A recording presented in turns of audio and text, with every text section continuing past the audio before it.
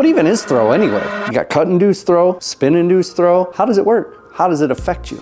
In this video, we're gonna learn about spin-induced throw, and we're also gonna learn about cut-induced throw. We're gonna figure out how it negatively impacts your game, but also how you can use it to positively impact your game. Let's start with spin-induced throw.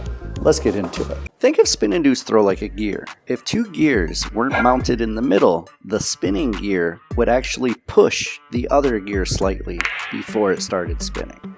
In this example, hitting the cue ball on the left will actually push the object ball to the right.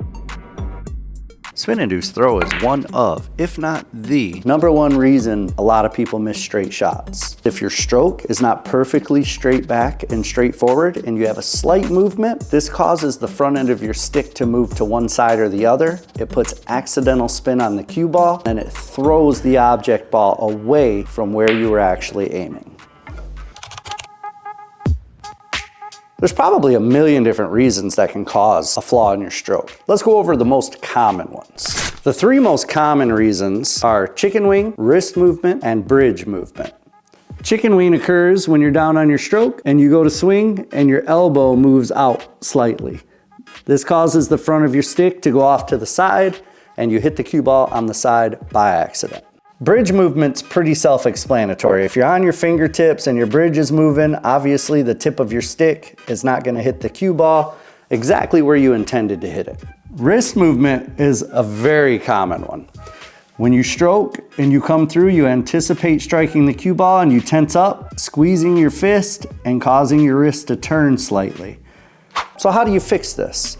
Well, I can tell you one thing I do, and keep in mind I'm an amateur, I'm no professional, I'm no teacher, I'm just telling you what works for me. When I'm down in my shot, I aim at my object ball, and from there, I don't try to make my shot, if that makes sense. I focus purely on going straight back and straight forward with my stroke. Once you aim your shot, you gotta trust the fact that your aim is correct, don't second guess yourself, and only think about your stroke. Straight back and straight forward with no movement. This will not only give you a straighter stroke most of the time, and you'll make the ball a lot more often, but when you do have a flaw in your stroke, you're gonna be more in tune to recognize exactly what it was, and you can try to fix it in the future.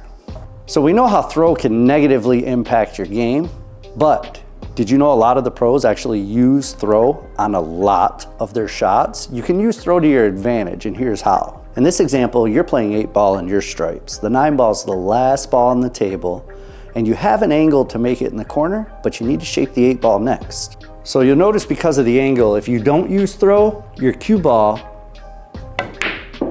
goes away from the 8-ball. So you're left with a very difficult shot. Now, if you do that same shot, but you put right spin on the cue ball to throw this to the left, now you don't have to hit it as much on the side.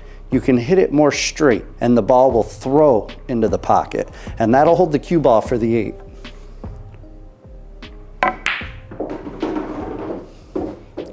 Not only is throw useful for shape, but throw is very useful when there's a shot that you just can't quite reach. Let me show you what I mean. In this scenario, your stripes. The 11 ball is the last ball on the table and it will not go in the corner. So you have to try to make it in the side. The only problem is if you try to cut it into the side, you're gonna hit the 1 ball first. So what you do is hit it as full as possible, put right spin on the cue ball, and that will throw the 11 ball further to the left, allowing you to make the shot while still making a good hit. Now you know a pro's secret from an amateur. So my buddy the Conquistador and I already explained how spin-induced throw works. And not only that, but how you can use it to your advantage. But what the hell's cut-induced throw? Well, let's move over to the pool table and find out. Come on. Do you find yourself missing this shot often? Well, it may be you're missing it because of cut-induced throw. The actual explanation about what cut-induced throw is far too analytical for a gentleman such as myself. And when it comes to analytics, nobody explains it better than Dr. Dave. So I'm going to tag him in and let him explain what cut-induced throw actually is. Hi, Dr. Dave here. Do you know what throw is? It is caused by friction between the cue ball and object ball that pushes the object ball off the expected line of center's direction. When there is a cut angle, the cue ball rubs on the object ball during contact in the direction of motion, causing the object ball to head offline. In this case, the throw is called cut-induced throw, or CIT. When the cue ball rubs to the right, it throws the object ball to the right.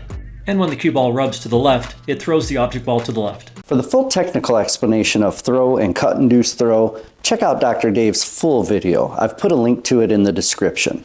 But basically what he's saying is when you have a cut shot, the cue ball comes in at an angle and it actually pushes the one ball slightly before it starts moving. So when you're aiming it here to go into the pocket, it pushes it slightly and then goes that way and ends up missing. To be honest, I don't get into the technicals that much because everybody's stroke's a little bit different. So you can learn exactly how it works, but ultimately if you get the basics down, it's gonna work a little bit different for you than it does for me because our strokes are a little bit different. So once you learn the basics, play with it, practice it, get used to how much throw you're going to get from your stroke, and then you can use it to your advantage. So now that we know what cut-induced throw is, there's a couple things you should know about it. First thing, the softer you hit the ball, the more the cut-induced throw takes. So if you hit this cut shot real soft, the ball's pushed into the rail more. If you hit it firm, you can actually eliminate cut-induced throw by hitting it firm. So that's one way to eliminate cut-induced throw, but there is one other way as well. Use spin-induced throw to counteract the cut-induced throw. So in this case, the cut-induced throw is going to push the ball into the rail. So if I use left spin on the cue ball, that will counteract because the left spin will push it away from the rail. So I can aim to make the shot, use left spin, and not worry about the cut-induced throw.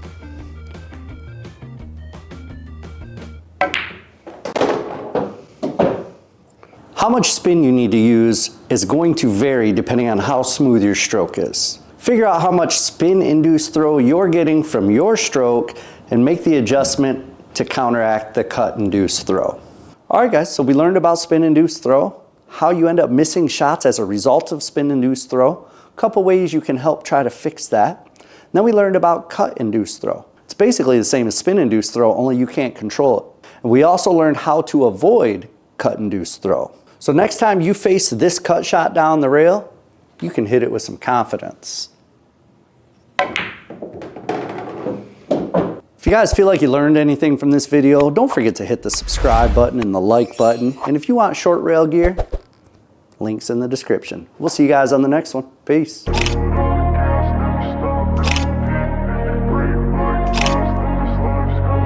I wanna be the best in the game, invest in my name. Check no restraints, I'm obsessed with the pain. I ingest, I retain, assess and I change. Possessed by the thought I'll be free one day from society.